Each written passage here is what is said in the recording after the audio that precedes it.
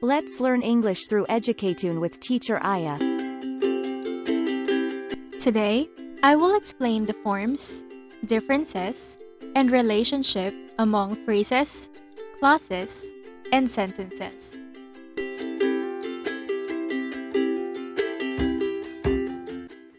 A phrase is a group of words that stands together as a single grammatical unit, typically as part of a clause or a sentence.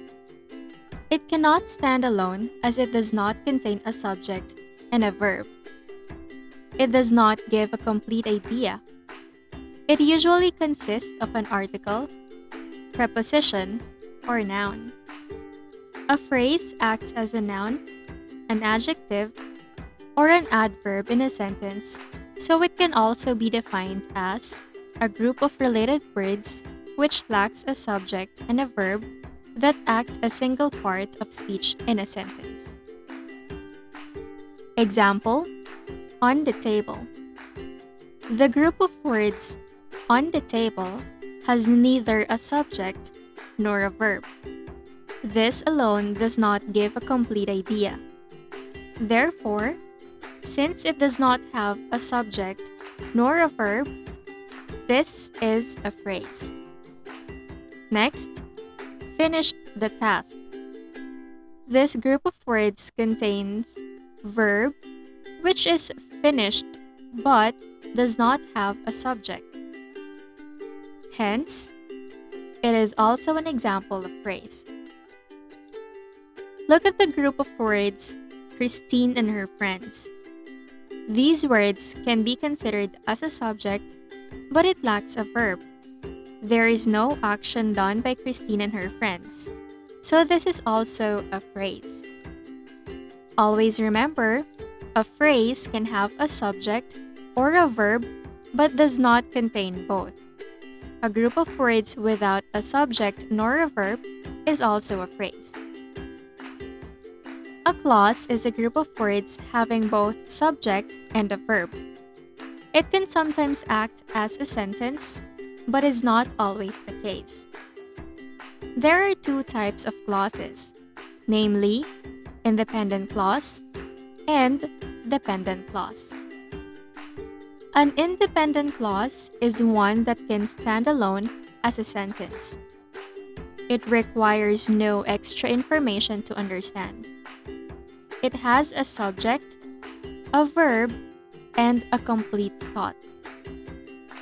Example in the sentence, "After I die, I will be forgotten." This sentence is divided into two parts. The first part is "after I die," and the second part is "I will be forgotten." We just learned that an independent clause consists of subject and verb. In these two parts, the one that consists a subject and a verb is "I will be forgotten." The subject is "I," and the verb is "will be forgotten." Since this group of words has complete thought, it is an example of an independent clause. Another is, "I love my country, so I will make sure to protect its sovereignty." This sentence also is divided into two. The first one is "I love my country," and the second one is "so I will make sure to protect its sovereignty." Let us analyze the first part. The subject here is "I," and the verb is "love." This also has a complete thought and can stand alone. So, this is an independent clause. The second part of the sentence is, "So I will make sure to protect its sovereignty." This also has subject and a verb. However, this begins with a conjunction "so." Therefore, this clause cannot stand alone. This now is an example of another type of clause, which is the dependent clause. A dependent clause is one that cannot stand alone as a sentence. It is called dependent clause because it needs to be attached or joined to an independent clause. It is a supporting part of a sentence. Dependent clauses begin with subordinating conjunction such as before, if, when, after, so, hence, therefore, since, because, so that, and others. In the example earlier, after I die, I will be forgotten. The first part is considered a dependent clause because it has a subject, which is I, and a verb, which is die. However, it begins with a subordinating conjunction after and has no complete thought. Another example is because I woke up late, I was not able to pass my projects on time. This sentence is also divided into two parts.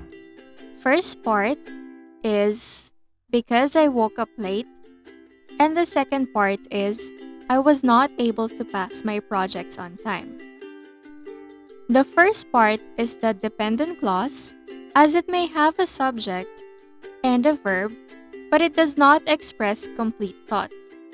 Also, it begins with a subordinating conjunction, because.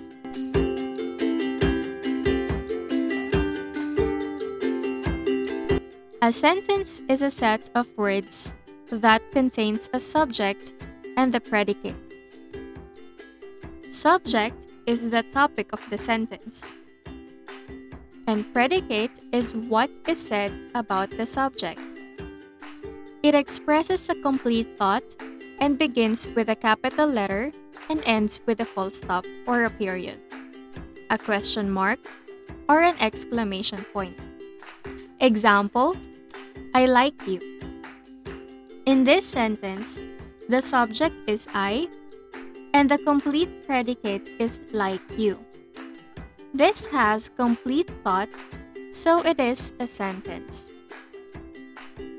Are you okay? The subject is you, and the predicate is are okay. Though it ends with a question mark, it is a sentence as it expresses complete thought. Last is look out. This group of words is just a predicate, but it has underlying subject, which is you. This is an imperative sentence commanding you to look out. Hence, this is a sentence. Now let us check if you can identify each group of words as to phrase, clause, or sentence. Number 1, an empty room. Is it a phrase, a clause, or a sentence?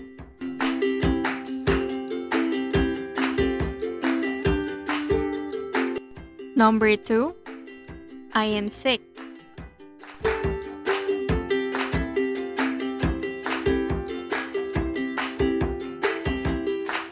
Three, horror movies lately.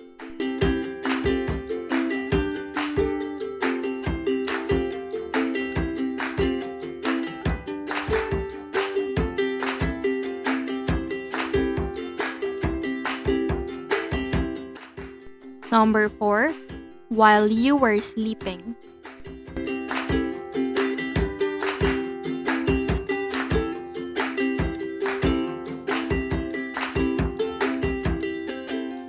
Five, I found my coin purse under my bed.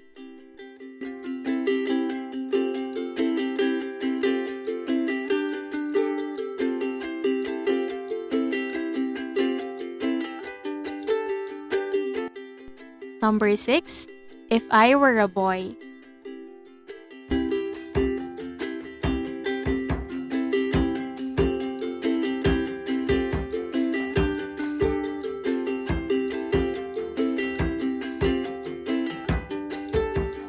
Seven, above the clouds.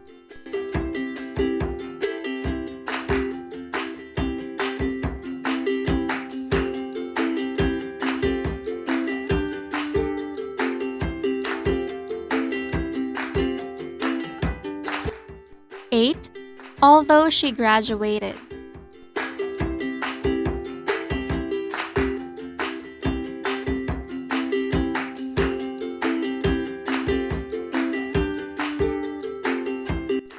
Number 9. But she fixed it.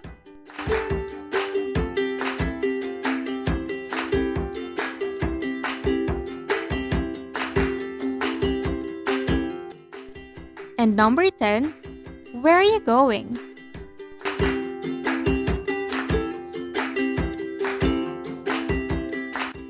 Thank you for joining today's class. Have a great day!